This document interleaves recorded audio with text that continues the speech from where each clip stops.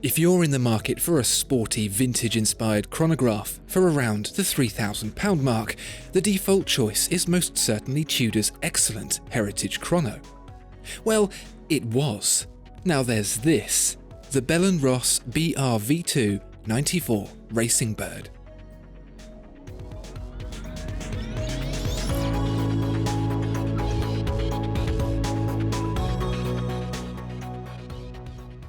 For a long time since its 1926 inception, Tudor sat in the shadow of Rolex.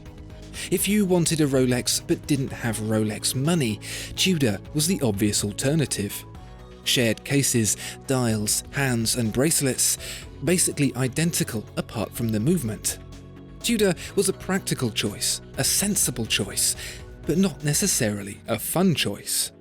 That is, until 1970, when the Oyster-date chronograph hit the scene. It was a striking watch to say the least, taking full advantage of the extreme 70s colour palette to inject some life into the otherwise plain and utilitarian brand. The most eye-catching of the bunch was the watch this Tudor Heritage Chrono Blue owes its existence to, the Oyster-date Monte Carlo. Resplendent in blue and orange, decorated with chunky markers and generally offering a much more interesting alternative to Rolex's ailing Daytona, the Monte Carlo demonstrated that watches could indeed be fun. And the same is true today. The Rolex Daytona is suffering an altogether different kind of problem.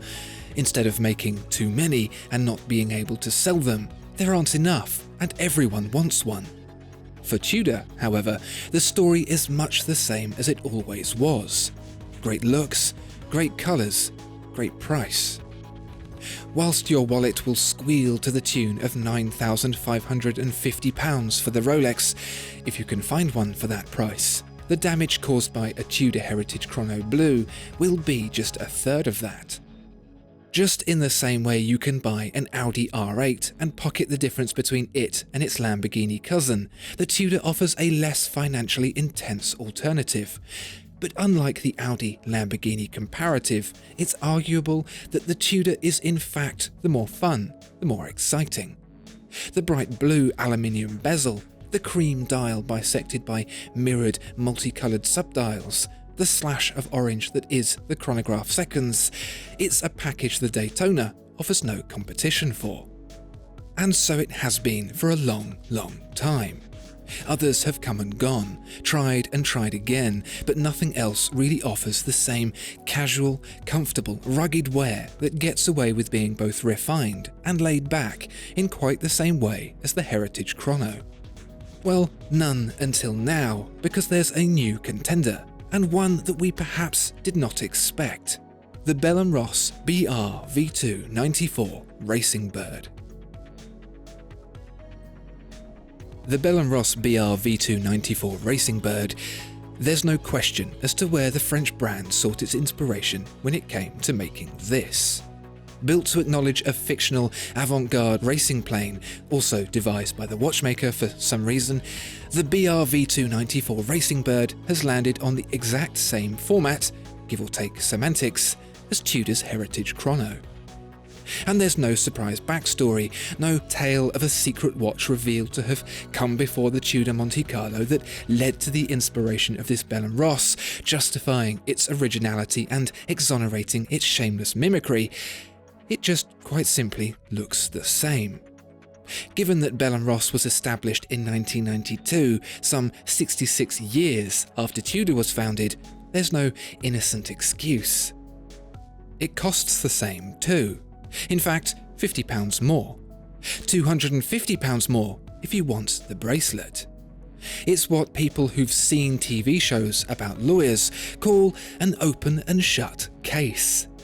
There can't be any possible reason to go for the Bell & Ross over the Tudor, and that's that. Finished. Over. Done. Unless. Okay, so there's no competing with brand and heritage and all that jazz, but let's be reasonable for a moment. The Tudor is built on a foundation of practicality and usability, so why is it 42mm wide and, more surprisingly, almost 13mm thick? It won't be a problem for everyone, but for anyone who's tried a Daytona on and turned their attention to its cheaper brethren, it's going to be a bit of a shock. The Bell & Ross, however, is substantially thinner. Even with its deeply domed crystal, a nice vintage touch I must say, it stands noticeably shorter than the Heritage Chrono and a millimetre less in diameter too. They've got virtually the same movements, the ETA 2892, only the Tudor's has a Dubois de Praz 2054 chronograph module on it, and the Bell & Ross's an ETA module, making it a 2894 instead. We're not done with proportions yet. The Heritage Chrono Blue is a handsome watch, no doubt, but side by side with the very expansive dial of the Bell & Ross, it can feel a little crowded. A broad chapter ring and small subdials give it a centre weighting the racing bird avoids, which balances its own in a more equidistant manner. It's not all puppy dogs and sunshine with the Bell & Ross, however. The controversial date window and airplane-tipped chronograph seconds flavours for a rather eccentric palette. But in terms of wearability, practicality, comfort, style, it's solid. Okay, so the shade of aluminium anodizing on the bezel may be literally identical to the Tudor's, but if the watch sits better on your wrist, who's to complain? It's been almost 50 years since the Tudor Oyster date showed us that its watches could be more than just a timekeeper, and it's enjoyed most of that in isolation. But now there's competition, and as we all know, competition is good. The Bell & Ross BR V294 Racing Bird may or may not be for you, but with it nipping at the Tudor's heels, one thing's for sure. What we'll see next is going to be even better. Discover more exceptional watches at Watchfinder. If you enjoyed this video, please like and subscribe. If there are any other watches you'd like to see reviewed, please let us know in the comments below.